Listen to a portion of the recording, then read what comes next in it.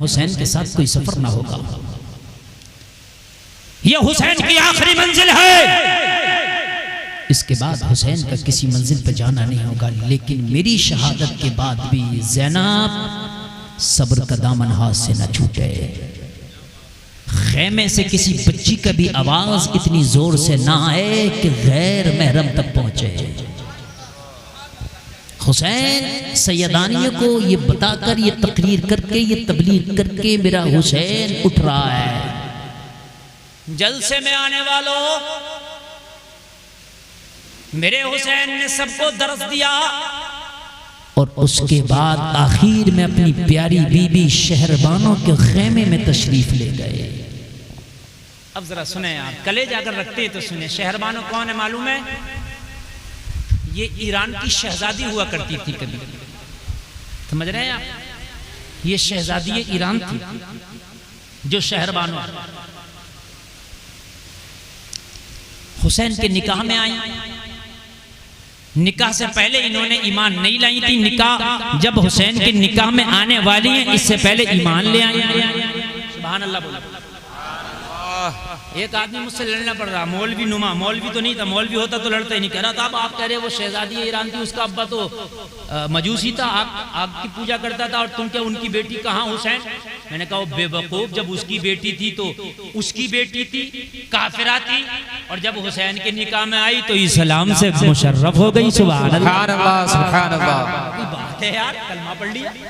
बहरहाल मेरे हुसैन ने कहा शहरबानो तुम मेरी मुती हो, फरमा बरदार बीबी हो। सुने, इमाम ज़ैनुल आबिदीन इन्हीं से हैं, शहरबानो से। इमाम ज़ैनुल आबिदीन इन्हीं के बेटे हैं, शहरबानो।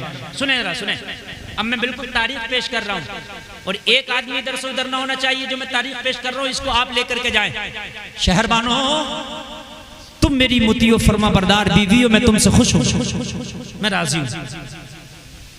और जिस बीवी से उसका शौहर खुश हो, उसका मौला उससे खुश है। सुन लें आप, अपनी बेटियों को, अपनी बहनों को जब ससुराल भेजा करो तो सबसे पहले ये सबक पढ़ाया करो, मेरी बहन, मेरी बेटी अपनी ससुराल जा रही है, अपनी ससुराल में इस हाल में रहना कि तुझसे तेरा शौहर राजी रहे, मैं तुमसे खुश हूं। शहरबानो तुमने ईरान में बड़े ऐश उठाए, वो मखमली चादरें, वो बेहतरीन खाने तुम्हारा खाना होता था, बेहतरीन लिबास, बेहतरीन कपड़े तुम्हारा लिबास होता था। शाही महल में रहती थी। जब से हुसैन के निकाह में आई तो हो सकता है बहुत बार तुम्हें फाका भी मिला हो, बहुत बार हुसैन तुम्हें बहुत अच्छा लिबास भी ना पहना सका हो, और आज करबला के रेगजारों पे हुसैन के साथ तुम बैठी हो, और यहाँ तक भी हुसैन का साथ दे रही हो, मैं तुमसे राजी हूँ। शहरबानो कल ये हुसैन का सर काट के अपनी प्यास को बुझा लेंगे। तुम एक काम करो, मैं तुमसे राजी हूं, तुम अपने बच्चों को लेके करबला से कहीं दूर चली जाना, मेरे बाद अपने बच्चों के साथ जिंदगी गुजार लेना, मैं तुमसे राजी हूं। शहरबानों ने हुसैन का दामन पकड़ा और कहने लगी हुसैन, शहरबानों के लाल फातिमा के लाल से ज्यादा आला नहीं है। करबला में अगर कटेंगे तो पहले शहरबानों के लाल कटेंगे, बाद में फातिमा के लाल की बारी आएगी। शहरबानों के लाल फातिमा के लाल से अफजल नहीं है। शहरबानों अपने लालों को फातिमा के लाल पे आज कुर्बान करेगी हुसैन। अल्लाह। शहरबानों कसम खाती है कि फातिमा के लाल के कदमों पे अपना एक एक लाल कुर्बान करके मैदाने महशर में कह दूंगी, माँ फातिमा अपने लालों को तेरे लाल हुसैन पे कुर्बान करके आई हूँ। तो बच्चों को और कहने लगी हुसैन, कभी अपने दिल में ये ख्याल ना लाना कि मैं अच्छे खाने न खा सकी आपके निकाह के बाद, कीमती लिबास ना पहन सकी आपके निकाह के बाद, वो ऐश मुझे ना मिल सके आपके निकाह के बाद, ये ख्याल में भी ना लाना हुसैन, आज आखिरी रात है। मेरे दिल का हाल तो ये है जो मेरा बाप बादशाह होके ना दे सका वो आपने मुझे दिया है, इस पे मुझे फख्र है। मेरे हुसैन ने फरमाया मेरी बावफा बीवी, मैंने क्या दिया तुझे? करबला में दुश्मनों के नरगे में है तू, चारों तरफ से यजीदी भेड़िए सुबह का इंतजार कर रहे हैं। मेरा सर काटने के बाद शहरबानो तुम्हारे खेमे को आग लगा दी जाएगी, क्या मिला? कहने लगी हुसैन जो मिलने की बात करते हैं तो वो इनाम ये है कि जब मैं ईरान में शहजादी हुआ करती थी, जिन जिन रास्तों से मेरी सवारी गुजरती थी, मुनादी निदा देता था, होशियार खबरदार खड़े हो जाओ, आज शहजादी आ रही है, शहजादी ईरान का डोला जा रहा है। लोग बादब हो जाया करते थे, निगाहों को मेरी तरफ से नीचे कर लिया करते थे, अदब में खड़े हो जाया करते थे। ये मेरे बाप ने मुझे दिया था, मगर खुदा की कसम जब से मैंने आपसे निकाह किया है मुझे इतना बड़ा इनाम मिला जो किसी ने न दिया। कहा क्या इनाम मिला? कहा मरने के बाद जब मैदाने महशर में शहरबानो अपनी कब्र से उठेगी तो मैदाने महशर में मुनादी निदा देगा, एले महशर अपनी निगाहों को झुका लो, शहरबानो फातिमा की बहू आ रही है।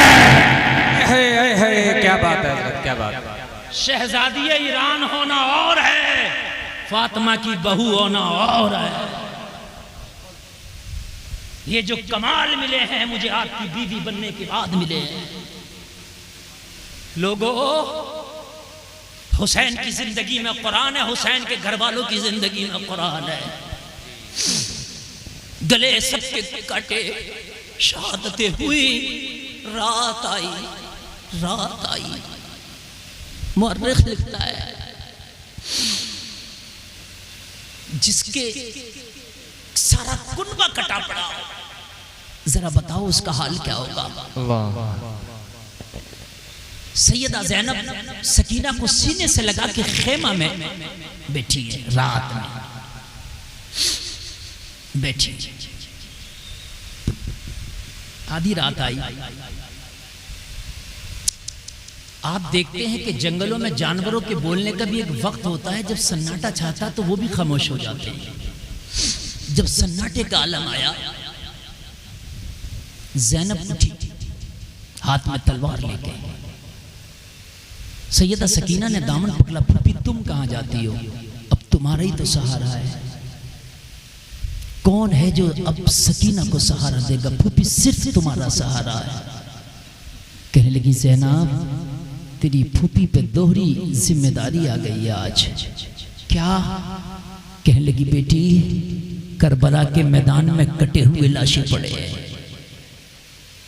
करबला के मैदान में कटे हुए लाशें पड़े, दोहरी जिम्मेदारी है तेरी फूफी पर। उठने दे, थोड़ी देर के लिए करबला के मैदान का चक्कर लगाने दे, देखूं कि मेरा भाई हुसैन कहां पड़ा है, ठीक ही नहीं तो दे। अली अकबर की जवानी कहां लूटी गई है? दोहरी जिम्मेदारी है, जंगल है ये, बयाबा है, गरीब वतन है, शहीदों के लाशें कहां है, तलवार हाथ में ली, अली की बेटी करबला के मैदान के चक्कर लगाती है। हुसैन का लाशा पड़ा है, हुसैन के लाशे के पास बैठी है, सरबुरी लाश पड़ी है, सर कटा हुआ है, जिस्म के पास बैठी है, सीने में खंजर लगा हुआ, नेज़ा चुभा हुआ, सीने से जो खून निकला था वो मिट्टी उसके अंदर मिल गई है। सैयदा ज़ैनब हाथ से सीने से मिट्टी हटा, मिट्टी ऐसी हो गई है जैसे पानी मिट्टी में डालो तो कैसे गुद जाती है, इस तरीके से हुसैन के सीने से गीली गीली खून में सनी हुई मिट्टी हटा रही है। अल्लाह अकबर। मिट्टी हटा रही है, कपड़ों को साफ करने की कोशिश कर रही है, कह रही है भैया हुसैन, अरे जब मदीने में थे तो नाना के कांधों पे सवारी किया करते थे, करबला में आए तो लाश कैसी बेगोरो कफन पड़ी है।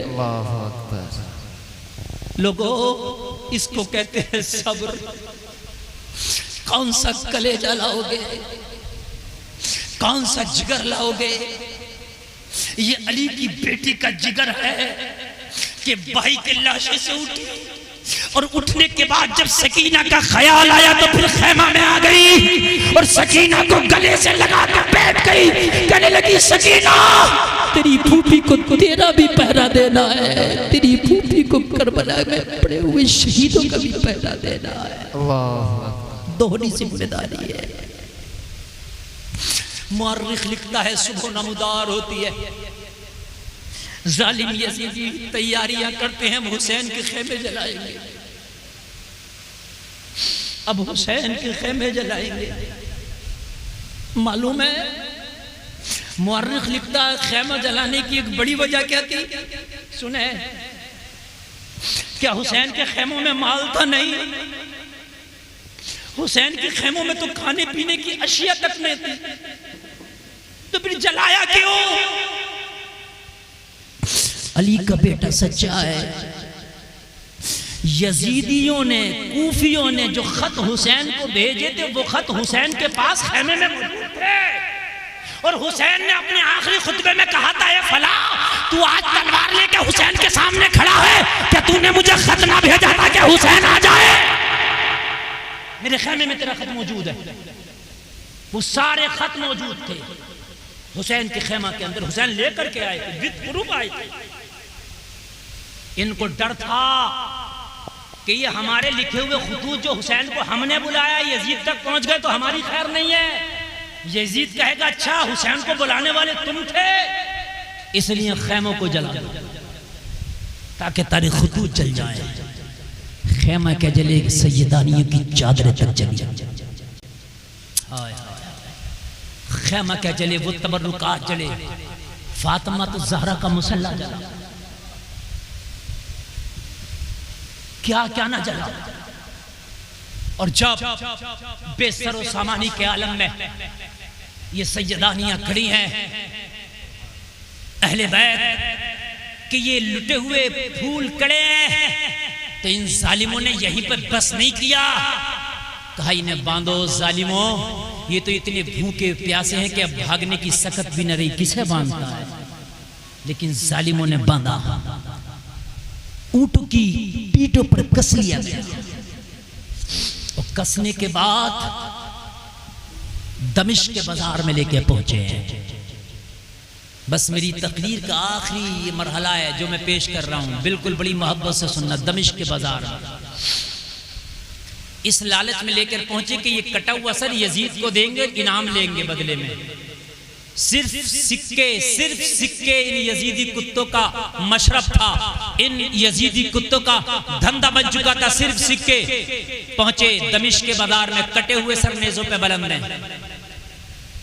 फटी हुई चादरों से ये हुसैन के घर की बेटियां अपने सरों को छिपाए खड़ी है।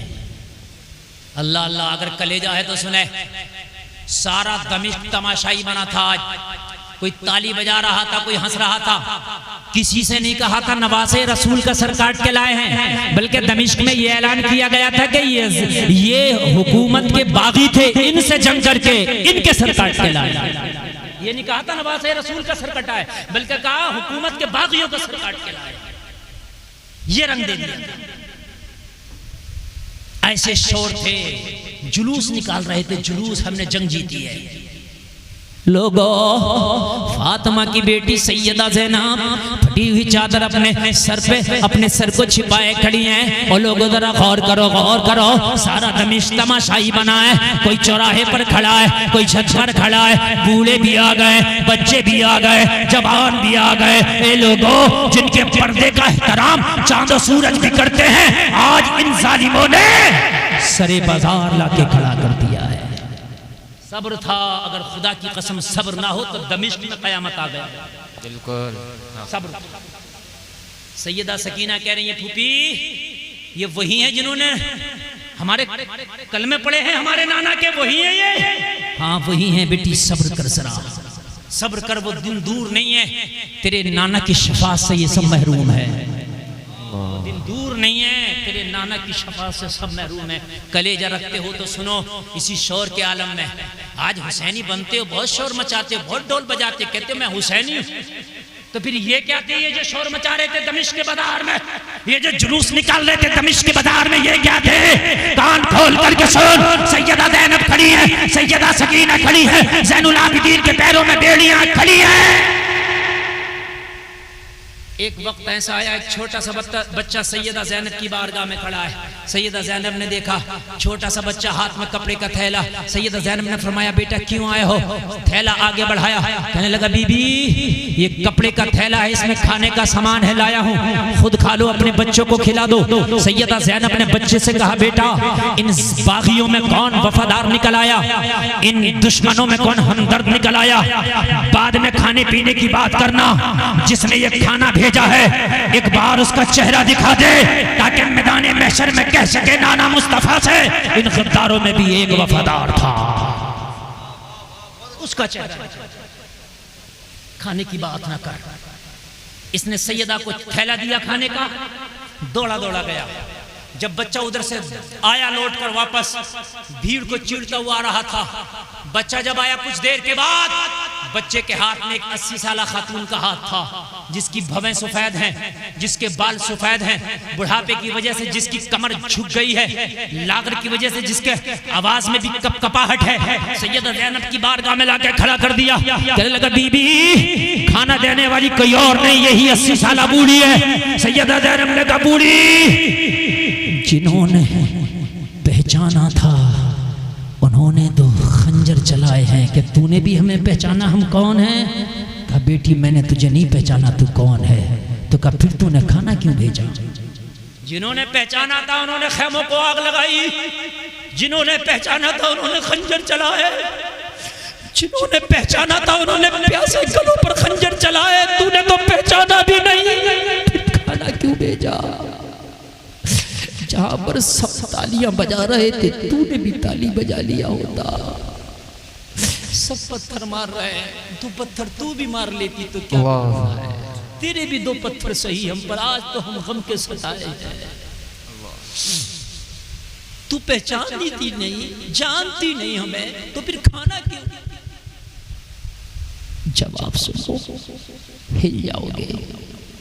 80 साल की बूढ़ी औरत ने जवाब दिया, बेटी मसला ये था कि जब मैंने देखा कि तुम्हें कैदी बना के लाया गया, तुम जंगी कैदी हो, तो मुझे अपनी मखदूमा की वसीयत याद आ गई। मेरी मखदूमा ने मुझे वसीयत की थी, जिंदगी में कभी किसी कैदी को देखो तो खाना जरूर खिला देना, इसलिए मैं खाना भेजती। सैयदा ज़ैनब ने फरमाया, बूढ़ी माई तेरी मखदूमा कौन है, जरा उसका नाम तो बता, जिसकी वसीयत इतनी अच्छी है कि ऐसे वक्त में हमें खाना भेज रही है। 80 साल की बूढ़ी औरत ने जो जवाब दिया, कलेजे हिल जाएंगे।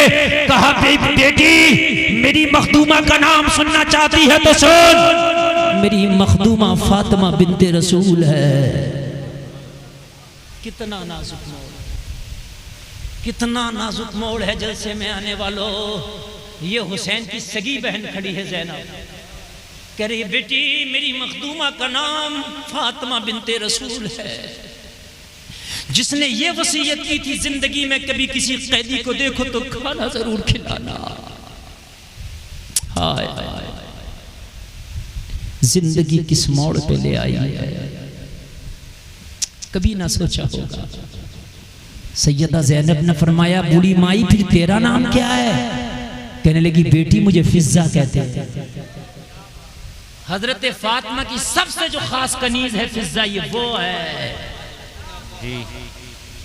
और कमाल की बात और बताओ, ये फिज़्ज़ा वही है 80 साला औरत जिसके हाथों में हुसैन का बचपना गुजरा है। वाह, बड़ा नाजुक मोड़ है, मैं बहुत नाजुक मोड़ से गुजर रहा हूं, तारीख के जरा सुने। ये 80 साला जो बूढ़ी खड़ी है, ये वही है जिसने एक बार नहीं बल्कि कितनी बार ज़ैनब को उंगली पकड़ा के फातिमा के आंगन में पैर चलना सिखाया है। वही है।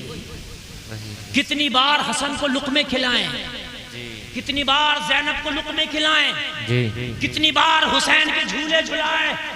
वही है ये। जब कहा मैं फिज़्ज़ा हूं सैयदा ज़ैनब ने पहचान लिया है ये तो मेरी माँ की खास कनीज है। दिल भर आया अंदर से, दिल भर आया। सैयदा ज़ैनब को लगता था चीख निकल जाएगी, मगर हुसैन का सबक याद आया। साबिर की बेटी साबरा है, सब्र का दामन न छूटे ज़ैनब। जब्त कर गई। दिल चाहता था मैं अपना परिचय भी करा दूं, मैं कौन हूं, देख मैं कौन हूं, ना कराया। खामोश हो गई, जबान दबा के खड़ी हो गई। क्यों? इसलिए कि इसने मदीने में हमें शहजादी देखा था, आज कैदी देखेगी तो दिल टूट जाएगा। अली के घर वाले किसी को परेशानी देते नहीं है, परेशान हो जाएगी माँ की तरह। और क्या अब इसे परेशान करना, भी यजीद के दरबार में जाते पता नहीं फैसला क्या हो हमारे हक में, अब क्या इसे परेशान करें, इसकी जवानी तो हमारी खिदमत में गुजरी हुई है, अब क्या परेशान करना, इसकी जवानी तो हमारी खिदमतों में गुजरी है, इसने तो हमारी नौकरी करके जवानी अपनी गुजार दी है, इसने तो हमारे घर की जारूब कशी करते करते जो है इसने अपनी जवानी गुजार दी है। मगर इतना जरूर कहा अली की बेटी है। कहने लगी बूढ़ी माई हम उस घराने से ताल्लुक रखते हैं, अपने ऊपर अगर हमारे ऊपर कोई एहसान कर दे तो उसका एहसान उधार नहीं रखते, बदला फौरन चुकाते हैं। हम उस घराने से ताल्लुक रखते हैं, तूने खाना बेच के हम पे एहसान किया है, हम तेरा एहसान उधार नहीं रखेंगे, बदला नकद दे के जाना चाहते हैं।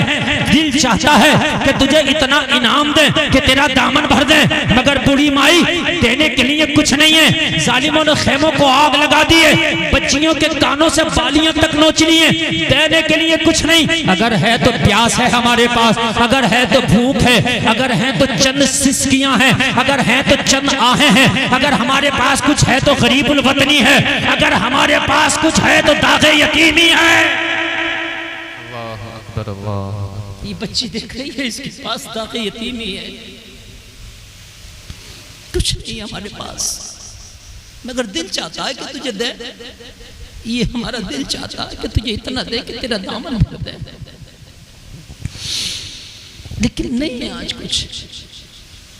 लेकिन बूढ़ी माई अगर तेरी कोई तमन्ना हो तो बता दे, दुआ कर जाएंगे। जबानों में आज भी इतनी ताकत रखते हैं, अगर दुआ कर दे तो अल्लाह मरने से पहले तेरी दुआ कबूल फरमा ले, तेरी तमन्ना पूरी कर देगा, तेरी आरज़ू पूरी कर देगा। जबानों में आज भी इतनी ताकत हक है।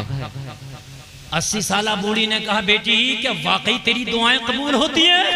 कहा मेरी दुआओं की बात करती है, अगर कोई दुआओं में हमारा नाम ले ले तो उसकी भी कबूल हो जाता है। हक है हजरत, हक है, हमारी बात करती है। और अगर सही पूछ तो अब मैं तुझे हक बात बताऊं, अगर कोई हमारा नाम लिए बगैर दुआ तो दुआ, नमाज भी पढ़ ले तो नमाज कबूल नहीं होती है।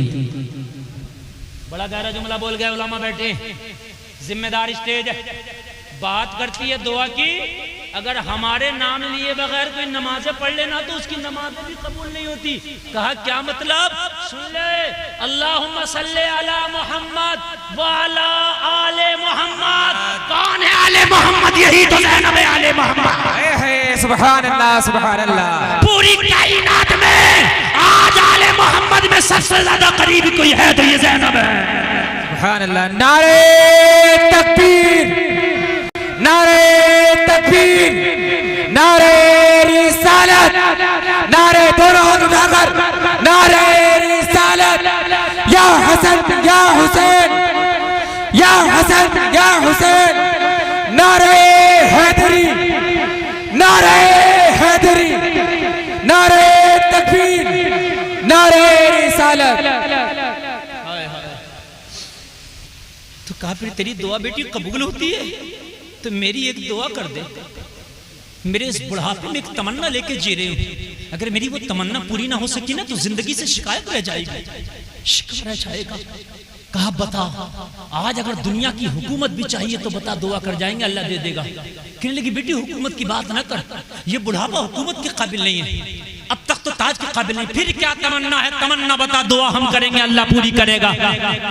तो कहने लगी बेटी जब मैंने मदीना छोड़ा था तो मखदूमा के 3 बच्चे थे, एक का नाम हसन था, एक का हुसैन, एक का नाम ज़ैनब था, बड़े प्यारे थे।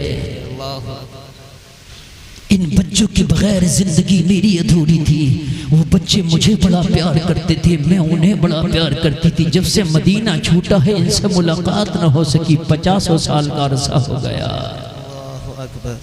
ना पहचानने की वजह भी ये थी कि 50 साल का अरसा हो गया। 50 साल का अरसा।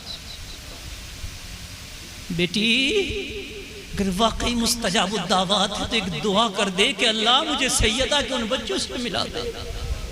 अकबर अल्लाह। मरने से पहले एक बार कलेजे से लगा लो।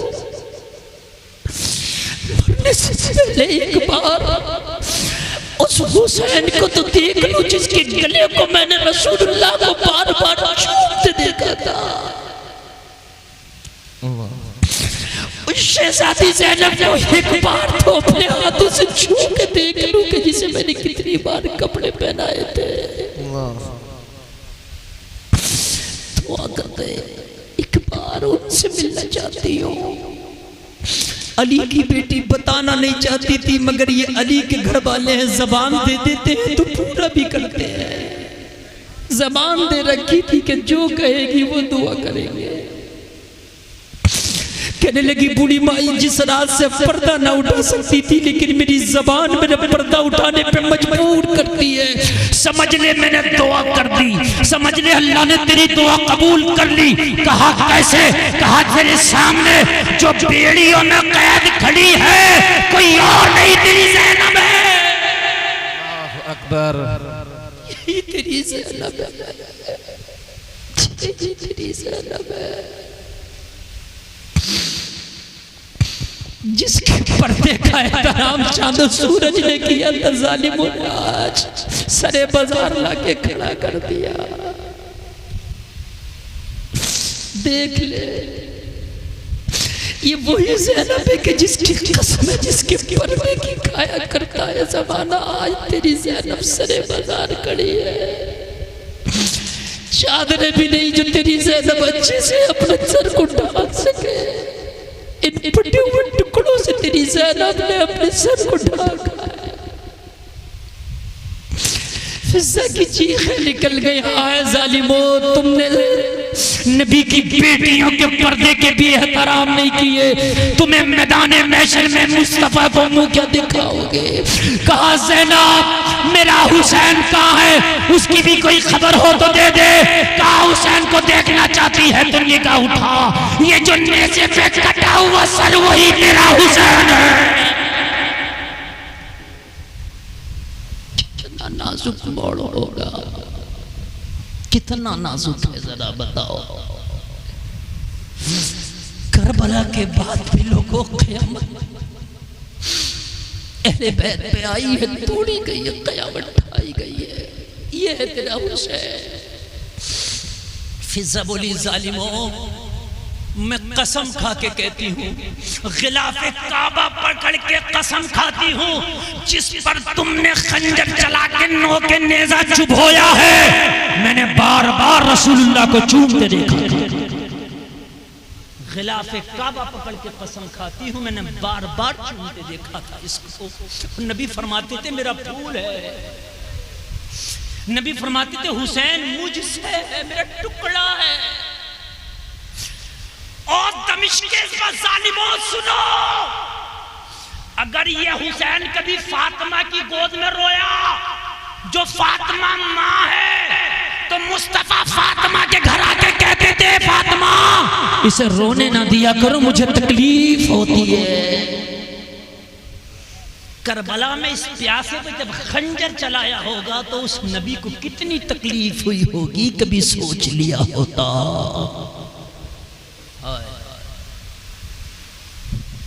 कभी सोच लिया होता। खुदा की कसम लोगों जमीन फट जाती, यजीदी धस जाते, लेकिन इनका सब्र था कि जमीन बरकरार रही। ये भी इनका सब्र था। खुदारा होश के नखून लो, तुम्हारी बेटियां आज बाजारों में भी पर्दा घूमेगी, कहीं महशर में सैयदा ज़ैनब दामन ना पकड़ ले तेरी उस बेटी का। क्या मेरे भैया ने सर इसीलिए कटाया था? क्या दमिश्क के बाजारों में इसीलिए हमें खड़ा किया गया था? अरे भाई तुम अपने घर के मंत्री भी हो, मुख्यमंत्री भी हो, जमाने से लेना देना नहीं, मगर अपनी बच्चियों को कनीज़े ज़ैनब बना दो, कनीज़े सकीना बना दो। तुम्हारे घर का कल्चर इस्लामी हो, तुम्हारे घर का कल्चर हुसैन हो। वो सनानो तीर की दावतें, वो अली के लाल की हिम्मतें, कभी बेज़बां का गला दिया, कभी नौजवां का जिगर दिया। वो चमन अपना लुटा गए कि बहार दीन खुदा रहे, न जमा जो रंग बहार से तो लहू भी अपना मिला दिया। इस्लाम जिंदाबाद, कौम मुस्लिम जिंदाबाद। कलमा शरीफ पढ़े ला इलाहा इल्लल्लाह मुहम्मदुर रसूलुल्लाह व मा अलैना इल्लल बलाग।